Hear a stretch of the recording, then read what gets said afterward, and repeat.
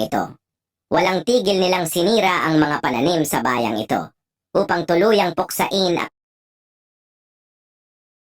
Alam mo ba gaano kasama ang mga baboy ramong ito? Walang tigil nilang sinira ang mga pananim sa bayang ito upang tuluyang puksain ang mga pesteng ito sa kanilang lugar na nagtatago sa taniman. Ang mga tao ay nagsimula ng isang wild boar hunt day. Ang mga tao dito kasama ang kanilang mga aso ay pinalibutan ang lugar. Sa utos ng kapitan, tuluyan ng sinimulan ang operasyon. Pinakawalan nila lahat ng aso papunta sa bundok. Ngayon lang sila nakaranas ng ganito. Binalak nilang umalis sa lugar upang makaligtas.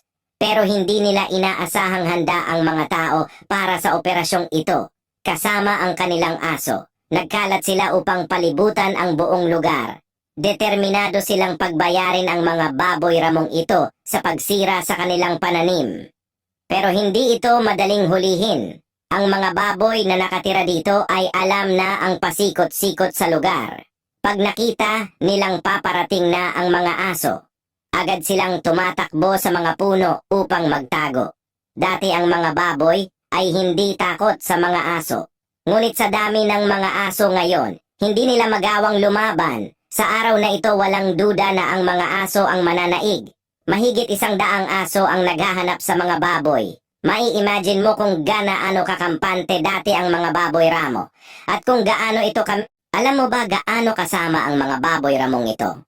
Walang tigil nilang sinira ang mga pananim sa bayang ito upang tuluyang puksain ang mga pesteng ito sa kanilang lugar na nagtatago sa taniman. Ang mga tao ay nagsimula ng isang wild boar hunt day. Ang mga tao dito kasama ang kanilang mga aso ay pinalibutan ang lugar. Sa utos ng kapitan, tuluyan ng sinimulan ang operasyon. Pinakawalan nila lahat ng aso papunta sa bundok. Ngayon lang sila nakaranas ng ganito. Binalak nilang umalis sa lugar upang makaligtas. Pero hindi nila inaasahang handa ang mga tao para sa operasyong ito. Kasama ang kanilang aso. Nagkalat sila upang palibutan ang buong lugar. Determinado silang pagbayarin ang mga baboy ramong ito sa pagsira sa kanilang pananim. Pero hindi ito madaling hulihin.